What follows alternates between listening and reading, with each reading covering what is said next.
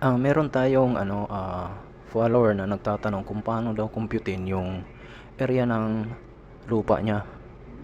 So nag-send siya ng technical description sa lupa niya. So ngayon, ipaplot natin ito at kukumputin para sa kanya. So ang pag-compute nito, so ganito lang.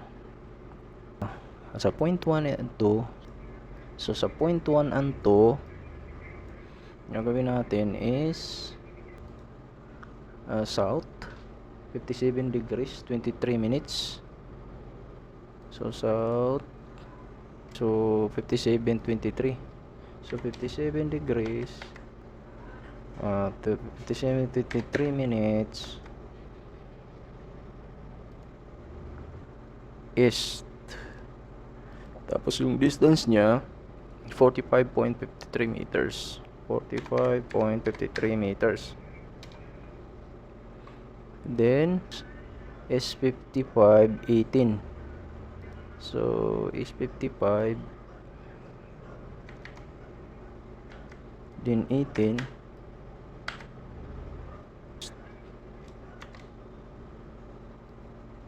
14.13.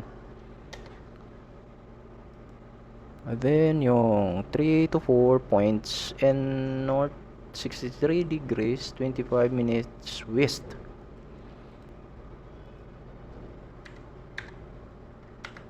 North na to. So north na.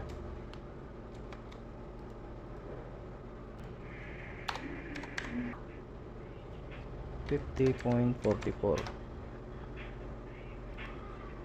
4 to 1. 4 to 1 is north 61 degrees. 61 degrees. 26 minutes is 93. 20.93. So malalaman natin kung tama. Ngayon, kukopyahin natin yan. So input natin yon. Copy lang natin to. Copy. Then paste dito. Enter. O yan na. Ang lote mo. Nakuha na natin. So ang sukat nito ay 45.52, tapos ito naman ay 20.93, ito naman ay 14.13, then ito 50.44. So makukuha mo ang area, kunin mong area,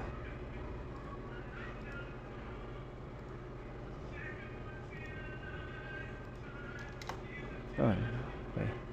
So ang area niya is 731.01 square meters.